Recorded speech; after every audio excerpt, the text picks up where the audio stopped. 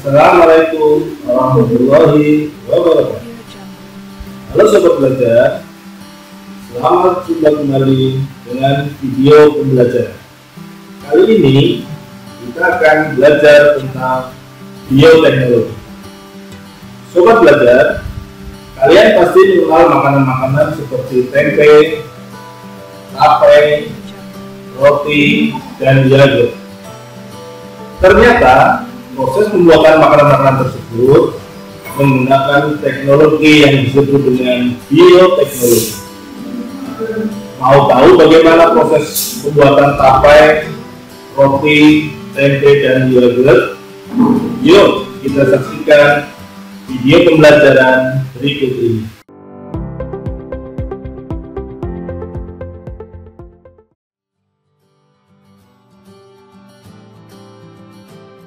Bioteknologi berasal dari kata bio, yang artinya makhluk hidup, dan teknologi, yang artinya suatu cara, alat untuk memudahkan manusia dalam memecahkan masalah atau membuat produk yang berguna.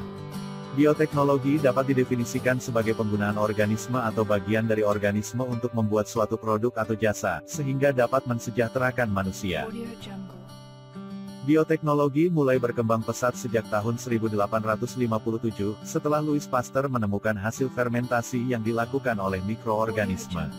Pada tahun 1920, proses fermentasi yang melibatkan mikroorganisme sudah banyak digunakan untuk membuat larutan kimia, seperti pembuatan alkohol. Bioteknologi yang memanfaatkan secara langsung mikroorganisme seperti bakteri maupun jamur secara langsung, enzim yang dihasilkan mikroorganisme, dan melibatkan proses fermentasi untuk menghasilkan produk atau jasa disebut dengan bioteknologi konvensional. Contoh produk bioteknologi konvensional misalnya tempe, tapai, roti, keju, dan yogurt. Tempe adalah makanan tradisional khas Indonesia yang sering dikonsumsi dan menjadi salah satu makanan favorit. Pada dasarnya proses produksi tempe menggunakan teknik fermentasi. Fermentasi dilakukan dengan menumbuhkan jamur Rhizopus oryzae dan Rhizopus oligosporus pada biji kedelai. Pada proses pertumbuhannya, jamur akan menghasilkan benang-benang yang disebut dengan hifa. Benang-benang itu mengakibatkan biji-bijian kedelai saling terikat dan membentuk struktur yang kompak.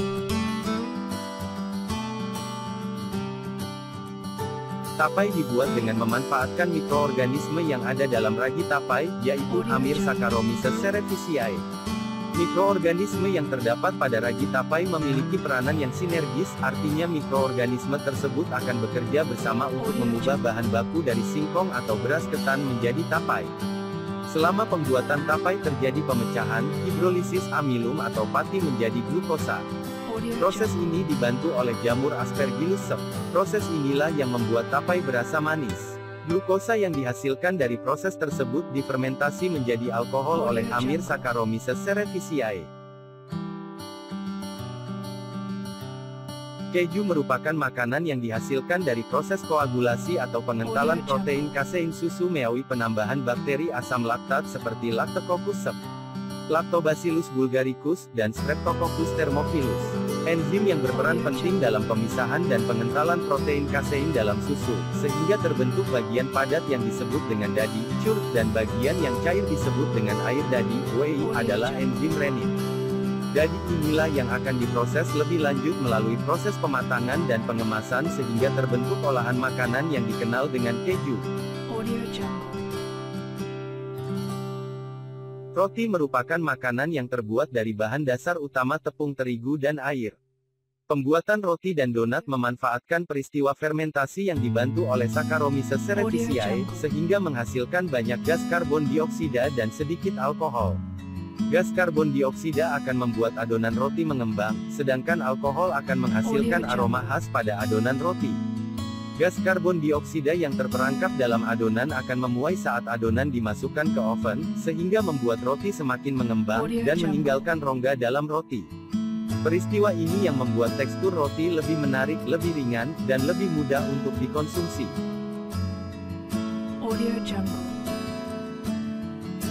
Yogurt merupakan makanan yang dihasilkan dari proses fermentasi susu dengan bantuan bakteri yang kaya akan protein, kalsium, vitamin A, B, C, E, dan vitamin K. Proses fermentasi susu menjadi yogurt melibatkan peranan bakteri asam laktat, misalnya Lactobacillus casei, Streptococcus thermophilus, Lactobacillus bulgaricus, dan Bifidobacteria.